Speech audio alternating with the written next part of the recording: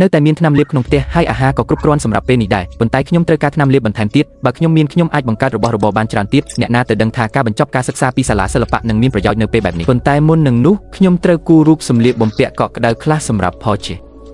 ហើមមើលទៅល្អហើយឥឡូវនេះដល់វេនក្មួយហើយក្មេងប្រុសសូមប្រែក្លាយវាឲ្យក្លាយជាការពិតសម្រាប់ខ្ញុំ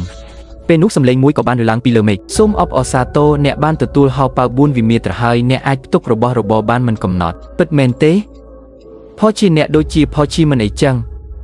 ពិតជាអស្ចារ្យណាស់Porscheអ្នកគឺជាឆ្កែដែលមានសមត្ថភាពផ្ទុកលេខ1នៅក្នុងពិភពលោកហើយក្មួយប្រុសក្មួយពិតជាតារាសំណាងរបស់ខ្ញុំមែនឥឡូវនេះខ្ញុំនឹងមិនមានបញ្ហាក្នុងការស្វែងរកកន្លែងទុកសម្ភារៈទេតោះចេញទៅក្រៅ Porsche ពេលដែលខ្ញុំបើកទ្វារអ្វី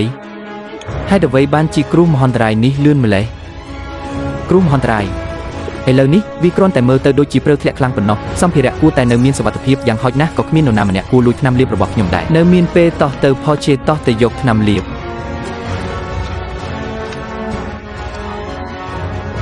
យើងនឹងបង្កើតឋានសួគ៌របស់យើងនៅក្នុងពិភពលោកនេះ